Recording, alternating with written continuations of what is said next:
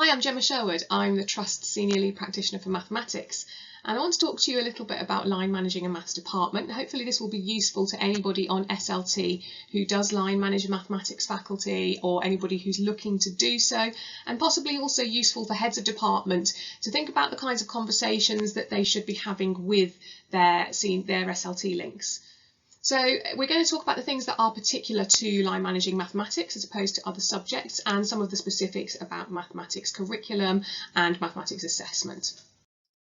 I get to go into lots of schools and I meet lots of members of SLT who line manage the maths department, and I obviously meet lots of maths departments and teachers. And the one message that I tend to hear between the maths department and SLT more than any other is from the SLT, why are maths the awkward ones? And from the maths department, why do SLT keep making us do things that don't work in maths? So there seems to be a bit of a disconnect sometimes between the things that SLT would like to happen across the school and the things that maths department perceive to be useful in teaching their subject. So the quotes I've got on the screen here are all things that I've heard people on SLT say. Things like they object to all our initiatives, or why do they insist on setting their students? None of the other subjects have to set, and why do we have to move our whole timetable around the maths department? Or why do they hate writing comments so much? Why do they object to marking so much? And I've even heard comments along the lines of maths teachers must be lazy because they don't like marking. Now, one of the things that I need to point out with managing any department is the fact that it's fundamental to understand the structure of the knowledge of the subject that we're talking about. Understanding the structure of the knowledge in the subject we're talking about has an effect on assessment, it has an effect on pedagogy, it has an effect on everything that happens around the teaching of that subject. And it's hugely important to understand and to recognise that subjects are different, and what works in one may well not work in another. So the book that I'm referencing on this slide is the curriculum book by Ruth Ashby in the corner there. It's a superb book, and it elucidates the ideas that I'm going to talk about in much more detail and much better than I ever could. But here's a brief overview of the idea. So knowledge in mathematics is very, very hierarchical. In fact, it's probably on the school curriculum the most hierarchical subject in terms of the way the knowledge is structured. So imagine that you have a Jenga tower and you are learning something, you've put a block at the bottom, and that's like learning something in maths, and then you put some blocks on top, and some more blocks and some more blocks, and every time that you add a block, you add some learning, it builds upon what's come previously, but so fundamentally such that if you were to take out one of the blocks, just like you do in Jenga, and another one lower down, what happens eventually is the tower crumbles, because you can't build this tower of mathematical knowledge on shaky ground.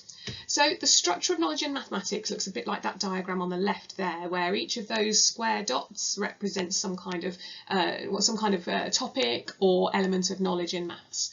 Now, the continuum that I've drawn there goes all the way across to a subject such as English on the far right hand side, and the structure of knowledge in English is very different to maths. There's not such a hierarchy, so you can learn lots of different things where you have ideas that go across each of these elements of knowledge, but there's not much in terms of prerequisites in the way that there is in maths. And all of the other subjects on the curriculum fit somewhere along this continuum, and as you go from left to right, it gets less hierarchical and more horizontal in its structure.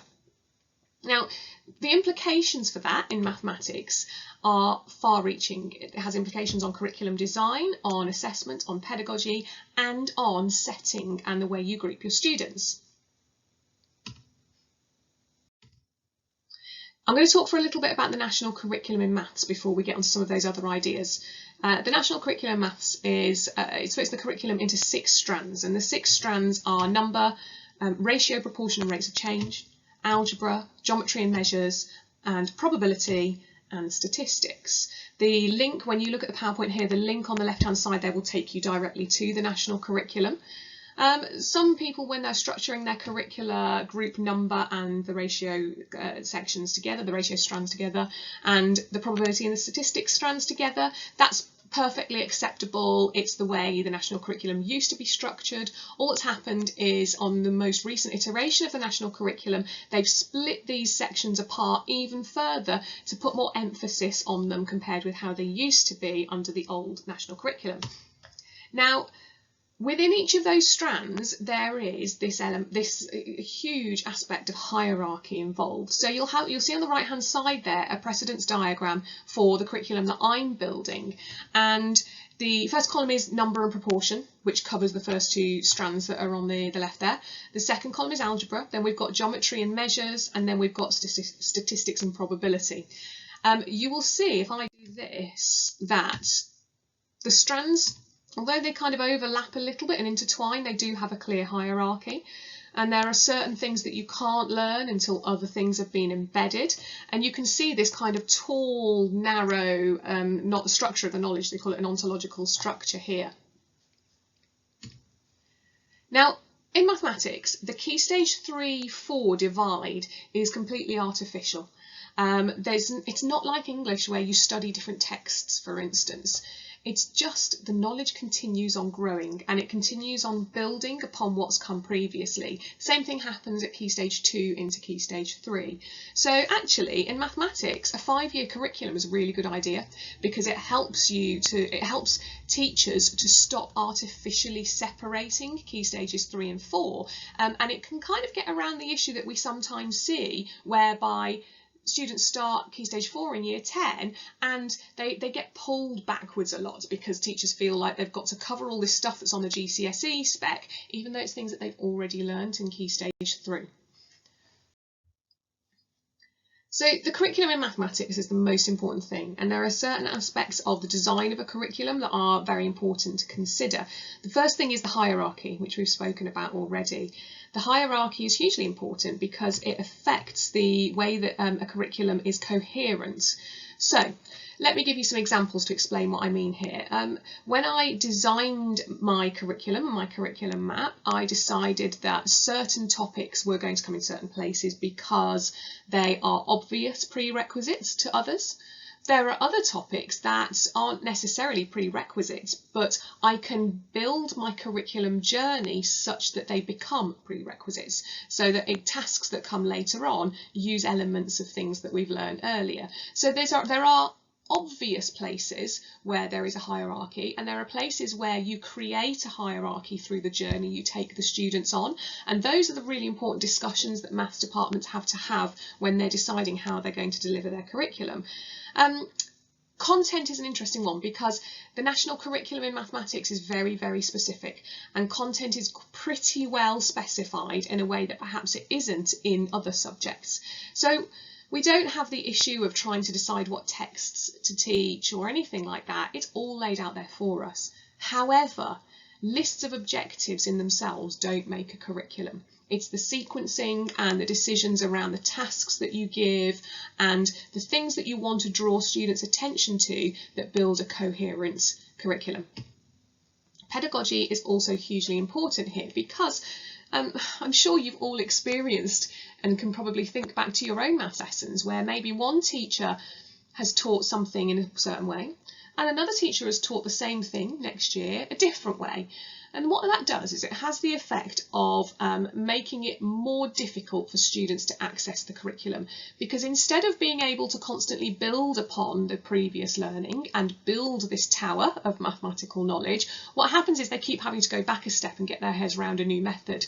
And maths isn't actually about methods. It's a really common misconception that maths is all about methods, but it's not. Maths is about key fundamental concepts, and we use methods to help us access these concepts. And methods can be kind of formal written methods, like I imagine, for instance, the column methods for addition and multiplication, or they can be pictorial representations such as a bar model, or even concrete manipulatives such as algebra tiles. These all come under this idea of methods, but also metaphors, ways of interpreting the abstract nature of mathematics. It's hugely important that a maths department decides how they want their students to encounter maths, and they work together as a team to make sure that there is coherence between themselves, so that every time a student moves from one teacher to another, each teacher is building upon the existing knowledge and the existing conceptions of mathematics that the previous teacher has created. If we do that, our students will make more progress. They will understand maths more and they will get better at it because we're not putting artificial obstacles in their way. The other thing that feeds into this is the idea of tasks. We want to make sure that students are able to access the abstract concepts around mathematics, something such as solving an equation, for instance. And we don't have to solve 50 million equations one after the other in order to understand about solving equations. We can look at them in different ways. We can look at them with pictorial representations, with concrete manipulatives. But also, we do need to practice to automaticity and to help us gain fluency. It's really important that in maths lessons, students are given enough time to practice, as well as opportunities to reason and think and discuss ideas so that they are able to get a deeper understanding of what's going on. So I would contend that every single maths lesson involve periods of silent practice, and I mean silent, so students are able to think for themselves and able to get their heads around what can be very difficult concepts, but also should contain aspects of discussion and opportunities to reason and opportunities to address misconceptions. So I would say that when you are looking at maths lessons and talking about maths lessons with your team, challenge them to make sure that these things are all happening. Now, there's also this issue in maths teaching of how much time do we give to a topic and how do we stop maths teaching from feeling like a treadmill? By that, what I mean is we could, for instance, take something like place value, which is very often the first thing taught when students join us in Year 7, and we could spend the best part of a term on it and related concepts if we wanted to, quite easily. But we don't have time for that because there is more to learn. But what we do have to do is give students enough time to practice it. We also don't want to rush students on so quickly that they are not able to grasp what's coming next and what's coming next. And this is the idea of the treadmill, like you're constantly plodding along and the curriculum's moving, and lesson 1 we do this, lesson 2 we do this, lesson 3 we do this, and what happens is a huge number of students get left behind because we're trying to build this tower of knowledge and we're building on shaky foundations, or there are blocks missing lower down. And I think from experience, I would love to know if there's evidence for this, I'm not sure, but I think from experience that students that don't achieve as well as they should, you know, those vast swathes of students who really struggle to get a grade 4 or a grade 5 at GCSE, it's because they've been moved on too fast and they've been moved on to the next thing and the next thing and the next thing without being able to properly embed what they're learning.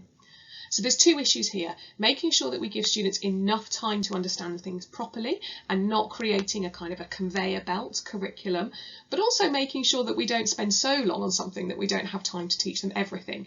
And this is a really delicate balance, and it's a tension that we constantly hold our curriculum in, and these are not easily solved questions, but they're questions we have to discuss, and they are things we have to talk about constantly within the team and with the SLT as well, so that we can help ourselves to get better at making these judgments. And the other thing that I mentioned already is this idea of the artificial delineation between key stages, so key stage 2 to 3 and then key stage 3 to 4. Just because students have learned, let's say, adding and subtracting fractions at Key Stage 2, which they do, doesn't mean they've embedded it yet, doesn't mean they're fluent at it yet. So we need to make sure that our Key Stage 3 has opportunities for students to revisit these things, but we also need to make sure that we don't pull them back so much and reteach so much of primary school maths that they never actually move on much further past it. And there are students who get to Year 11 who have never really moved past primary school maths. And these are these discussions that we have to have constantly within the department to make sure that we can find these balances. The other thing that we need to be very careful about and meticulous about in our curriculum design is the use of the calculator and other mathematical equipment. Students come to us from Key Stage 2 in primary, probably having used a calculator, possibly not a scientific one, and they've probably used a protractor, but not a huge amount, and they probably have never used a pair of compasses. So they very often come to us and we assume that they know how to use these things, and then we find out that they don't. So we need to build in time in our lessons to make sure that we are explicitly teaching students to use this equipment and to use it fluently. And just like everything else, we have to build in retrieval of these skills. So they have to revisit it over and over and over again, just like they do with content knowledge, so that they become fluent in the use of the equipment as well as fluent in the mathematics. So the next thing I want to talk about is how the structure of a mathematics curriculum affects decisions around setting. We have this perennial debate in maths about whether or not students should go in sets or whether or not they should be taught in mixed attainment groupings. The structure of mathematical knowledge is crucial here, and I'm sure you would really like me to say that there is a correct answer, and I'm going to kind of sit on the fence, although I do have a personal preference. It's worth pointing out first of all that all maths classes are mixed ability. All that happens is that if you set your students, the range of prior attainment gets narrower. So if you teach your students in mixed ability groupings as when they come in year 7, you could probably, in all seriousness, you could have a range of attainment that goes from students who are probably working about the content of year 1, year 2, all the way up to students who could quite easily sit a GCSE foundation paper tomorrow and get a grade. Because they are fluent enough in the aspects of numeracy and proportional reasoning, like percentages, that they could do that. And that's a huge range of attainment. It's a huge range of knowledge. Imagine trying to teach a class where a student couldn't read, along with a student who was regularly reading the Times newspaper. It's really difficult. And by having mixed attainment classes, we do make things hugely difficult. Now, I'm not saying it's wrong, but it's hard, and it shouldn't happen unless maths teachers are properly trained in how to do it. So we've got two ideas here now, setting versus mixed attainment. I'm going to look at some positives and negatives of both. Setting is great for targeting instruction because all of a sudden the range of attainment in a class goes from this to maybe this, which means you can target what you're doing much better, and you can spend time focusing on a smaller subsection of students of prior attainment, which means you can get it right more often for more of them. However, one of the downsides of setting is, and I see this up and down the country and have done for years, is that it tends to lead, or it can lead to lower expectations outside of the top set. So I've seen cases where teachers will say, oh, well, they're not top set, so they can't do that. Or I don't need them to work that hard, or I don't need them to do that exercise because they're not the top set. And all that happens is a race to the bottom if that's the case. So you have to be so careful that you don't end up creating a culture where you have a race to the bottom. And you also have to be careful that you don't create a culture where the stereotypically lazy students think that they don't have to work hard because they're not in the top set. Because all that happens there is they don't do as well as they could. So if you are going to set your students, it's great for targeting instruction, but you have to be very careful to make sure that you create a culture of high expectations across the board. There are also two types of settings. So some of you might operate schools where, let's think about, say, your year 11s. You might have your year 11s in maybe set 1 down to set 8, for instance, and they are very clear sets done on prior attainment. Some of you might operate schools where you split the year group in half, and you've got like side A and side B, and you have maybe 4 sets in each.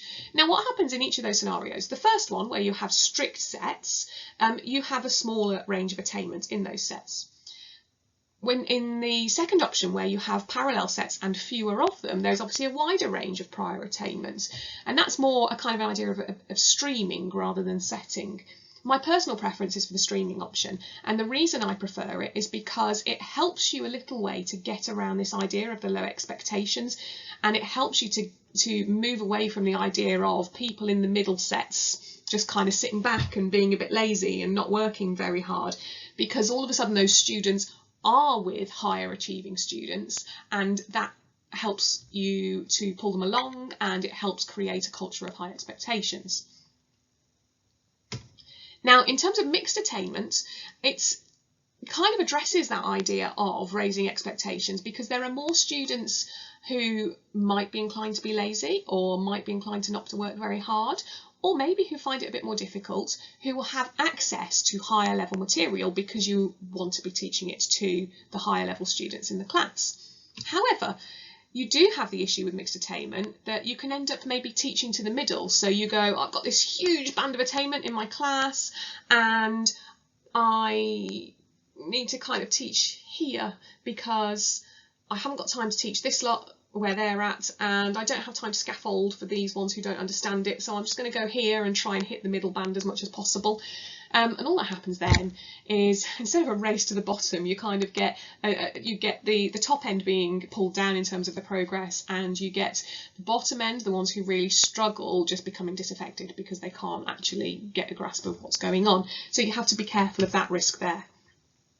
So some schools will operate something like a partial mixed attainment model, whereby they have a top set and a bottom set, and the bottom set is the ones who need loads of targeted support, and all the other students might be taught mixed attainment. So again, you have to have discussions around these. We as a lead practitioner team are more than happy to come and talk to you about what works in your school. Very often the decisions can be based on other factors, the number of students you have, for instance, the number of staff you have available. So we understand all of this. If you want to have discussions around these things and we would like us to help you find a happy medium, then please do let us know. There's a very good blog post by a man called Mark McCourt, who goes under the pseudonym eMaths, and there's a link to it at the bottom there, and it kind of talks through all of these issues around setting and mixed attainment quite well. So the next thing then is this issue around marking and feedback, and at the moment I've got that quote in my mind of, well, maths teachers don't want to mark, they're just lazy, aren't they? So I want to talk about again how the hierarchical structure of maths affects marking and feedback. Near immediate feedback is essential, and the reason it's essential is because of the fact that we build upwards rather than going along and revisiting things in something like English. We build upwards, and as we build, we change topics relatively regularly, and what that means is, generally, if I have taught something in week 1 of the calendar and I then take the books in 2-3 weeks later and mark them, and then want to do some kind of feedback or some kind of improvement work, it's too late because we've moved on and we're working on something else. And that's not good enough, and there's no point in that, because what happens is you get teachers spending hours and hours and hours trawling through books and marking things to practically nil effect. And I don't say that lightly. It is practically nil effect. And if you are asking your maths teachers to do that, then you need to know that you are asking them to do something that takes them a lot of time and doesn't help learning in the classroom. So you really need to stop. The other issue I have with comment writing on maths work is the fact that it tends to be too vague to be helpful. Because if you have, for instance, you've marked an exercise on, let's stick to adding and subtracting fractions, and you've noticed that a student has got all the questions on subtracting wrong because they forgot to get a common denominator before they subtracted. You could write a comment such as, remember to get a common denominator before you subtract. But then you've got to ask yourself, why did that student make that mistake? Was it because they forgot to do a common denominator? Do they know how to find a common denominator? Do they know that they have to do that for subtracting but not for multiplying, for instance? Writing the comment itself doesn't help them. If they have an issue somewhere in the maths there, they need to be retaught it and they need to have more time to practice.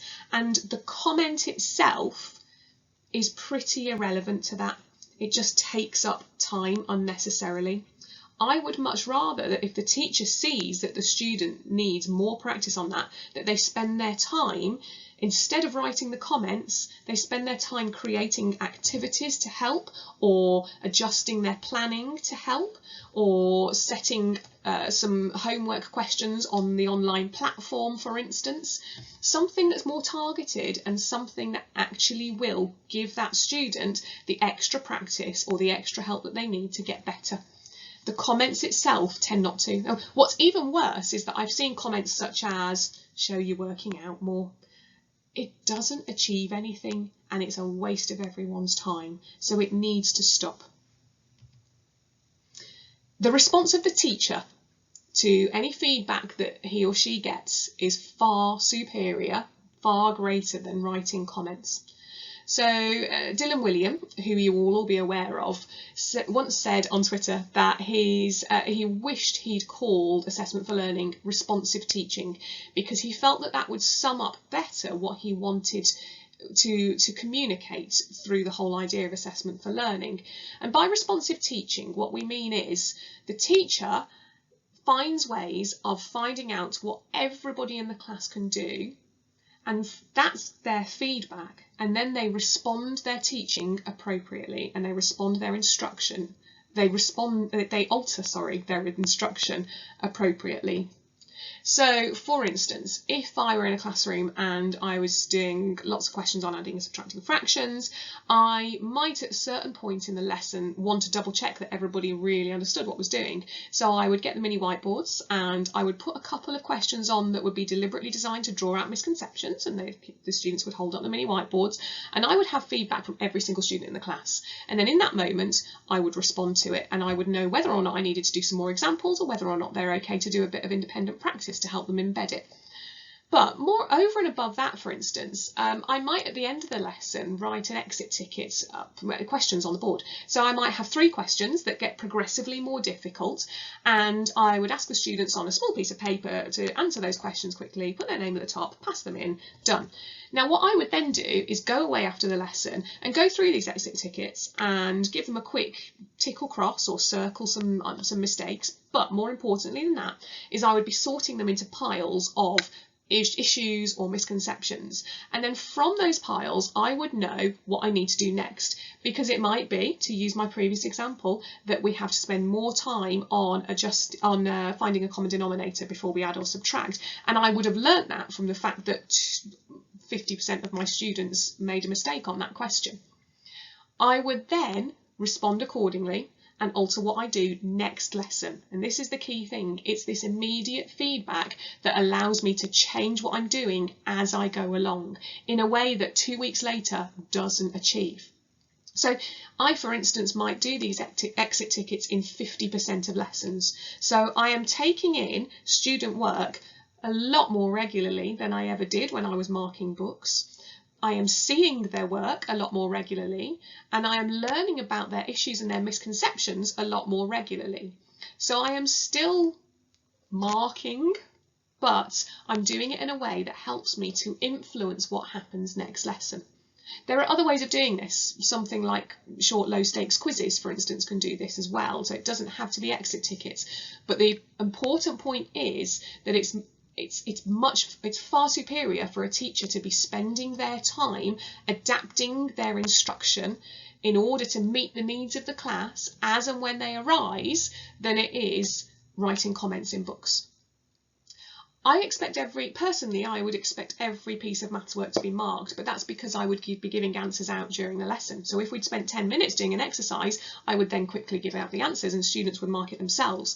And then I would be going around in the lesson and looking at all the books and checking them and making sure that the students were presenting their work properly and they were setting things out the way I'd asked them to set it out, and these kinds of things. So it's not that I'm not seeing their work.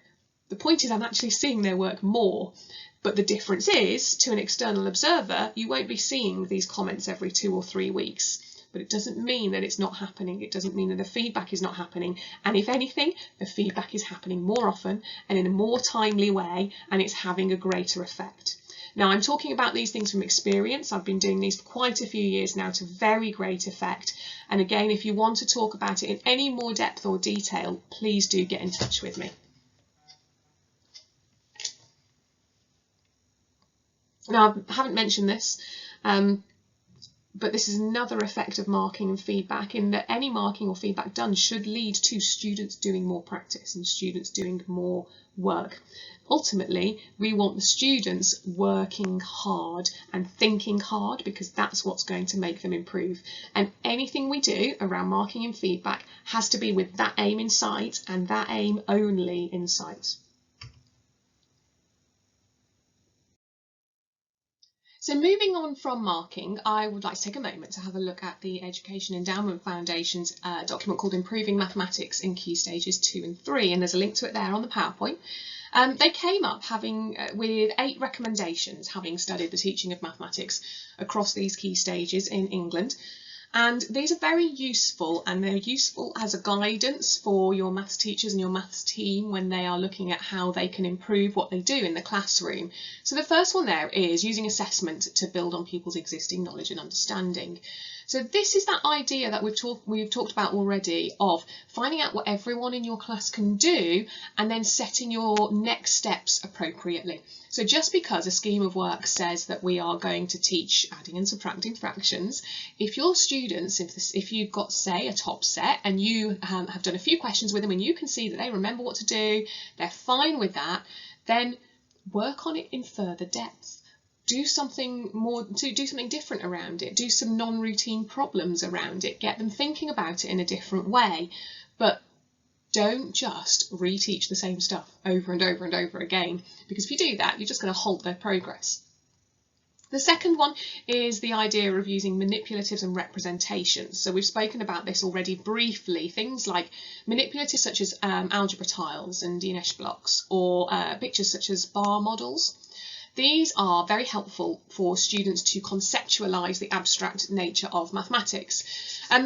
You will tend to find in maths that you will have groups of students who pick it up very quickly and who do not need the benefit of these kinds of manipulatives or representations, although introducing them can help these students to develop a deeper understanding beyond what they would usually acquire. I know that as a teacher, so it wasn't until I started investigating the use of algebra tiles, for instance, that I felt that I got a really in-depth understanding of expanding and factorising quadratics and a process such as completing the square that we teach at GCSE. And this is somebody who'd been very successful in mathematics throughout school and university. But having these representations gives you a different way of looking at things, and it can help you to grasp them better. So they are useful for the higher retaining students. Where they are really very, very useful though is your middle to lower retainers, because all of a sudden something that is abstract that they struggle to picture in their heads, they have a way of accessing, and it gives them a way in.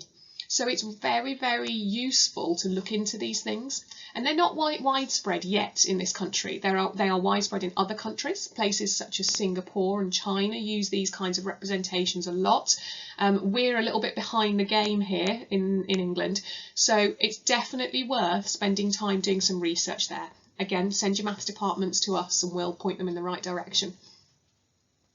The third strategy is to teach people strategies for solving problems. So problem solving is a massive thing now in the GCSE, and the idea of being able to solve what we call non-routine problems is very important, because it's the ability to solve a non-routine problem that's a good way of demonstrating that you are fluent in mathematical knowledge, because when you have a fluency of knowledge, you are able to apply it in different ways and in unexpected scenarios. So it's important to weave in problem solving throughout a curriculum. But what you need to do is make sure that pupils have ways of accessing solving problems. So you don't just throw problems at them and go, ta-da, there you go. You have to teach them strategies, and you have to make sure that they are presented with problems that use maths that they're already fluent with, so that they don't have to use up working memory on the mathematics itself. They can use their working memory on how to solve the problem, because the mathematics itself is already fluent and already stored in their long-term memory. And the fourth one is enabling pupils to develop a rich network of mathematical knowledge. Now, this is the idea that I've touched on briefly of if you remember back to my precedence diagram for my curriculum, where we had that really long hierarchy that I showed, and there were the strands that the national curriculum is split into. Those strands aren't independent of each other. They're not mutually exclusive. So there are threads that kind of weave across the strands and down as we go. And it's those threads that tie everything together. And actually, lots of students leave school thinking that mathematics is just this massive long list of stuff that they have to memorise.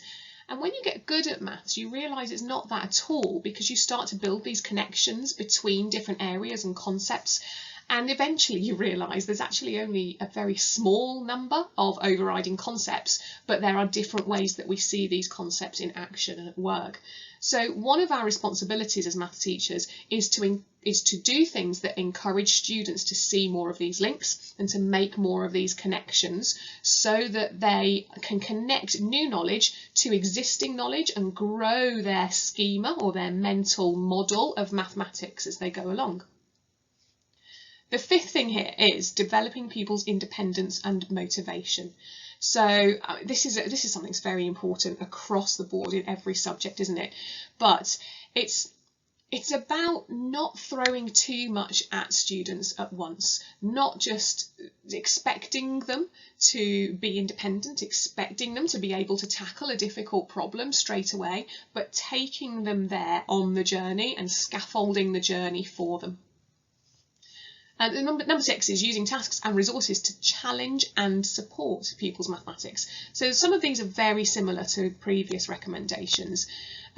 It's very important to have the right kinds of tasks. So this comes down to a well-resourced curriculum. The one that we're producing, for instance, is going to be almost completely resourced, bar the odd kind of stretch and challenge that someone might need, or the odd bit of support someone might need. Almost fully resourced, as much as we can predict what people will need. And we are deliberately designing tasks so that they build upon one another, so that they feed into what's coming in the future, so that they build on what's come before. And whether or not somebody chooses to use our curriculum, or whether or not they have their own in-house curriculum, you have to make sure that the tasks you give to students are appropriate, that they develop the right thinking at the right time, and they focus on the right things, because what your students think about is what they will remember. Daniel Williams says that memory is the residue of thought. So we need to make sure that we are directing people's attention to the right things at the right time, as in the things we want them to notice at certain times. So these are the discussions that your maths team will have to have. It's not about going onto the TES and downloading a worksheet and going, there you go, practice that. It's about finding the appropriate tasks and resources for each stage of mathematical development. And these are the fabulous things about teaching maths. And if you are able to find ways to save your teachers time, for instance, getting rid of long comment marking, which we've already seen doesn't achieve anything in mathematics, they can spend their time properly resourcing and thinking about the curriculum so that it's really good, so that it's properly fit for purpose, and so that it takes your students on a good mathematical journey. The 7th recommendation here is using structured interventions to provide additional support. So this is about how you manage making sure that if somebody doesn't get something in a lesson, that you are able to address that as quick as possible. And this comes back to these ideas that we've talked about already of not delaying things too much, because if you delay things too much, you can't build that tower of mathematical knowledge. And the last one is supporting pupils to make a successful transition between primary and secondary school. There's a well-evidenced, in the research body, there's a well-evidenced dip in mathematical attainment going from Key Stage 2 to 3. And that can often happen because Key Stage 3 teachers can see these students as coming to them as with no prior mathematical attainment. And we know that's not true. And the maths that they study at primary school is actually pretty advanced when you compare it to the Key Stage 3 national curriculum.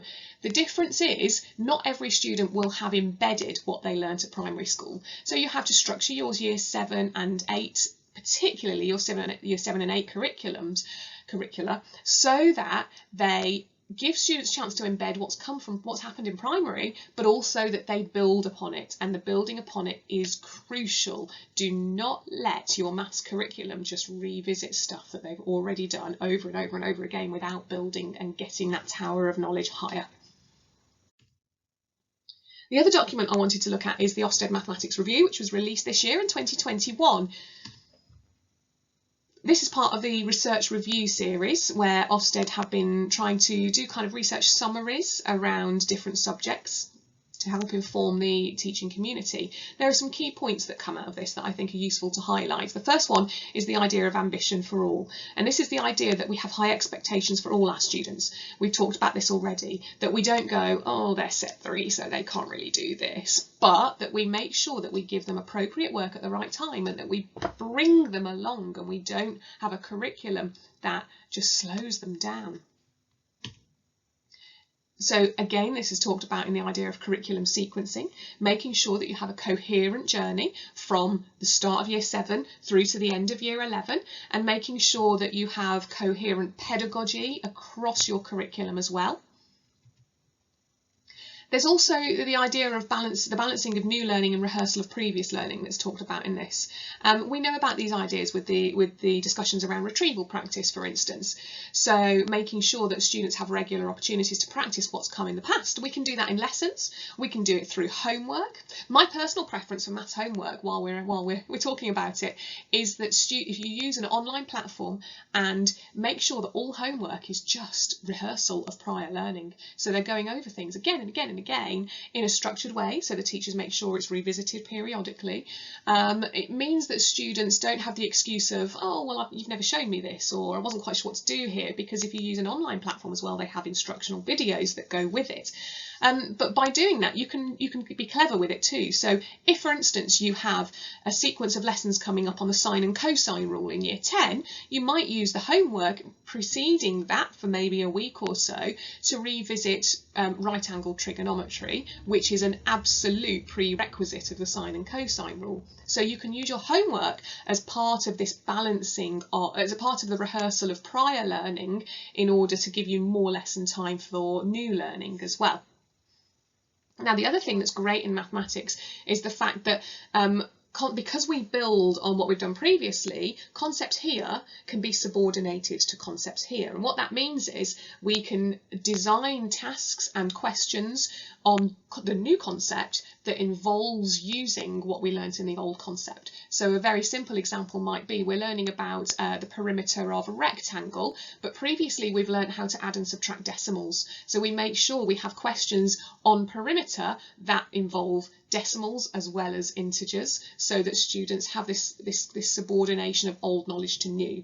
And that is also rehearsal of prior learning.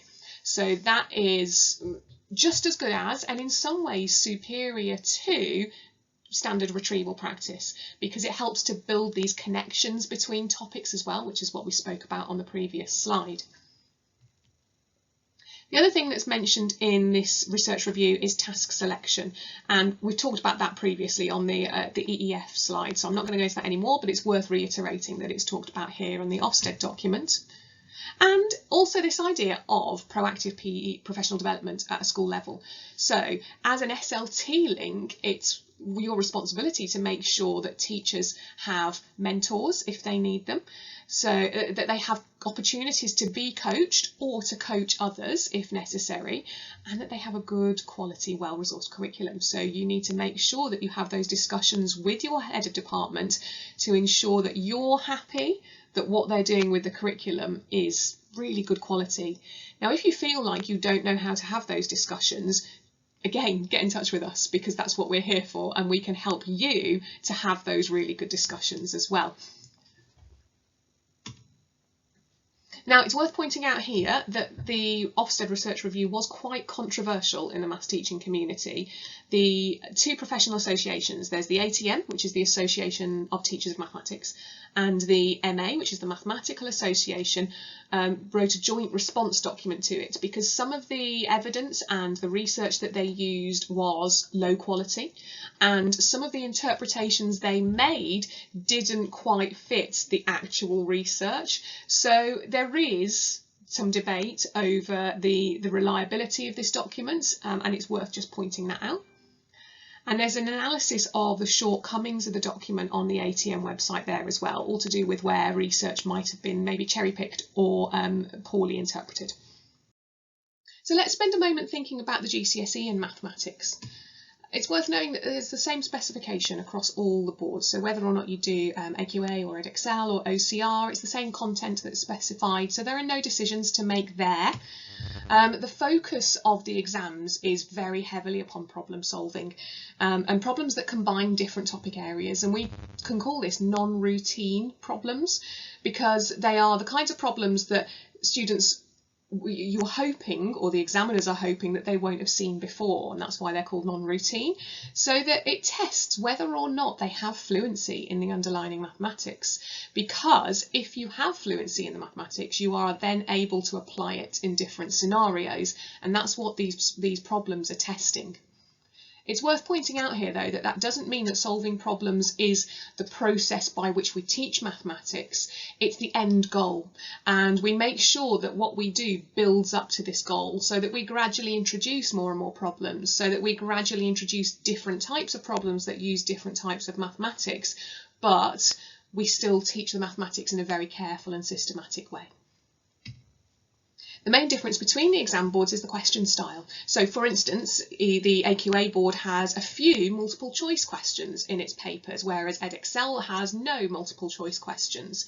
But you will still find lots of similarities in the standard procedural type of questions, and then the fact that they have these quite a lot of problem solving questions.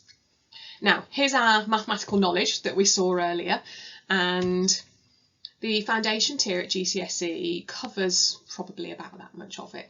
And on the foundation tier, you can get anything between a grade 1 and a grade 5. The higher tier covers from that horizontal line upwards. So there's a bit of overlap there between the foundation and the higher tiers. And if you look at a pair of GCSE papers on foundation and higher from the same sitting, you will see that there are actually identical questions. The last few questions of the foundation paper are the same as the first few questions of the higher paper. And on the higher paper, so we say it covers grades 4 to 9. You can get a grade 3 on a higher paper, but the grade 3 is there kind of as a safety net, really, for the students who don't get enough for a grade 4. But it is worth pointing out that if you don't get enough marks for that grade 3 threshold, you will be ungraded. So there is a risk of students kind of dropping off the bottom of the higher tier if they can't get enough marks for that grade 3 threshold. Now here's my advice on this. If students are aiming for a maximum of a 5 and you think that on a good day with the wind behind them they'll get a 5, then foundation is probably the right bet there. It's arguably easier to get grades 4 and 5 on the foundation tier, and these are for quite a few reasons. So for instance, you need to get a large majority of the paper correct in order to get a grade 5. But of course the paper is easier and the topics involved are easier. If you're aiming for a 6 or above, so if you've got a student who you think actually on a good day with the wind behind them, I reckon they've got a chance of getting a grade 6, that's when you should really be looking at giving them the higher tier, because it's got that safety net of grades 3, 4 and 5, but the content is so much harder. You need, I think the grade boundary when it first came out was something like 22% for a grade 5 on the higher. And that's not because students were rubbish at doing the maths, it's because it's so really, really hard and the content involved is so hard. So like I said before, I say hard, you know, this is all relative, but I'm hoping you see what I mean here. We're talking about for those students who are in the middle there, the higher tier is very hard. Like I said, just the last few questions, maybe the last 4 or 5 questions on the foundation tier form the first 4 or 5 questions on the higher tier, generally speaking. So you have to be really careful that you're not setting up students for a negative experience by putting them in for the higher tier when they can't access the vast majority of the work there. And that's the kind of thing that can really kill off a student's confidence. And confidence is a big thing in maths. It's something that we deal with a lot. We have students who say, I can't do maths, and we fight it outside in the outside world, where people say to you, when you say what your job is, you say I'm a maths teacher, they go, oh, I was never very good at maths. And it's this constant battle against maths is hard, we can't do maths, it's okay not to do well at maths. So by entering students who are not suited for the higher tier, you are contributing towards that battle. So as the line manager of the mathematics department, how can you help the head of department or the head of faculty? Well, they need someone with whom they can discuss their sequencing and their pedagogical choices. Now, if you are an expert in maths, this is much easier. If you're not, that's okay. Sometimes they just need somebody to bounce ideas off, or somebody to listen while they talk through their ideas. Because sometimes you just need to be able to express your ideas in order to fully form them. So be that person that they can bounce these ideas off. And if you would like some more direction in being able to have proper discussions around the mathematics, again, get in touch with us. Make sure they've got some regular and protected departmental meeting times so that they can co-plan and so that they can collaborate. I've mentioned this briefly already, but discussion around how best to teach things in a department so that there is coherence across the department pedagogically is so important, and it doesn't happen enough.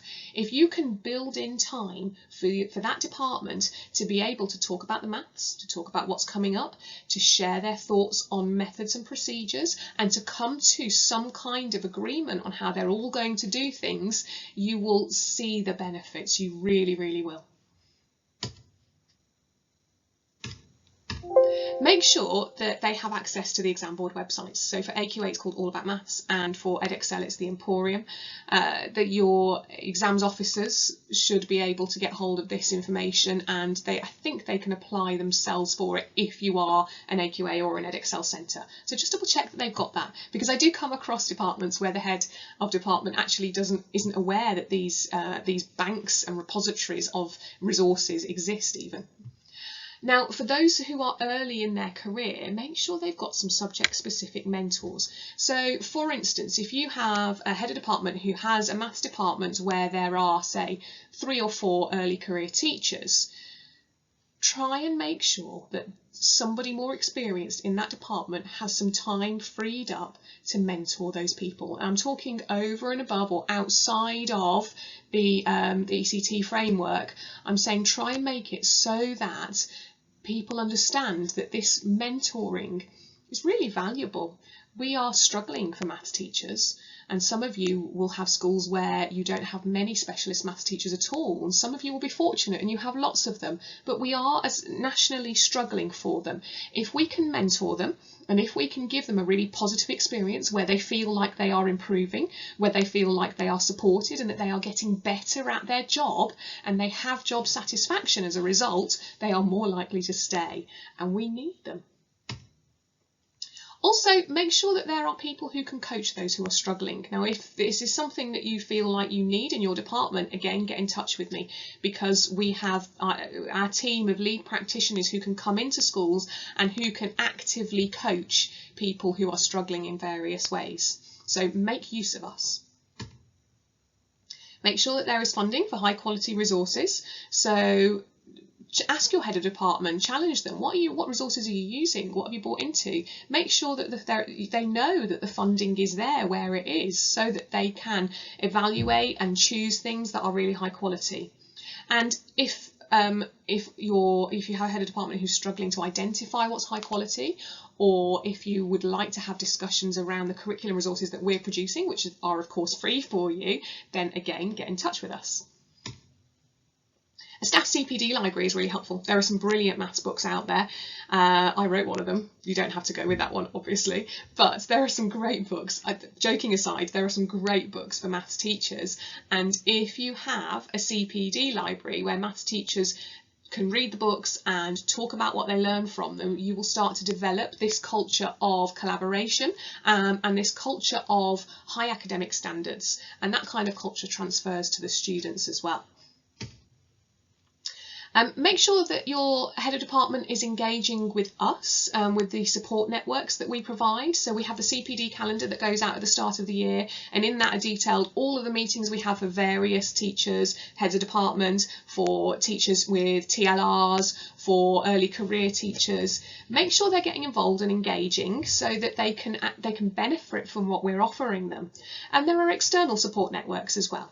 So as professional organisations such as the ATM or the MA have these support networks that they are creating. Encourage your head of department to get themselves and the department involved.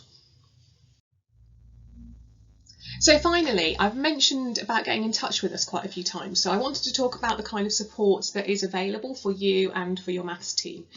So first of all, there's me and my team. We are the lead practitioner team, and we are able to come into your school and give you all sorts of support.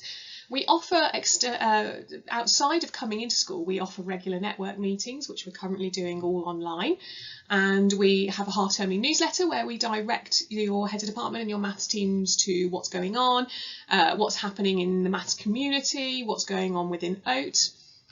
We offer CPD throughout the year, and we can also come into the school to offer CPD, to give training on maybe using manipulatives, for instance, or using different representations, or how to stretch and challenge students, those kinds of things.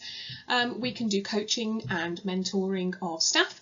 We can also support the head of department, maybe if they're, let's say, they're new to the role and they need some guidance in how to be a head of department, we can do those kinds of things. And also, if you would like a review of your maths department, if you want us to come and have a closer look at what goes on, and to point out what you're doing really well, and point out places where you can make improvements, we can do those kinds of things as well. We're also developing a curriculum centrally. This curriculum is going to be freely available to everybody, and you can access it at any point you choose.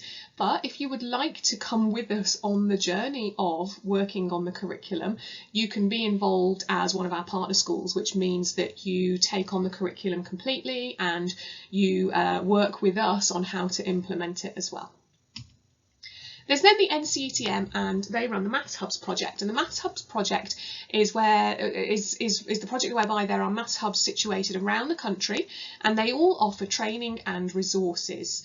So the resources are free to access. The training is at a cost, but I think almost all of it is fully funded, so you would then apply for the funding for the release time and those kinds of things.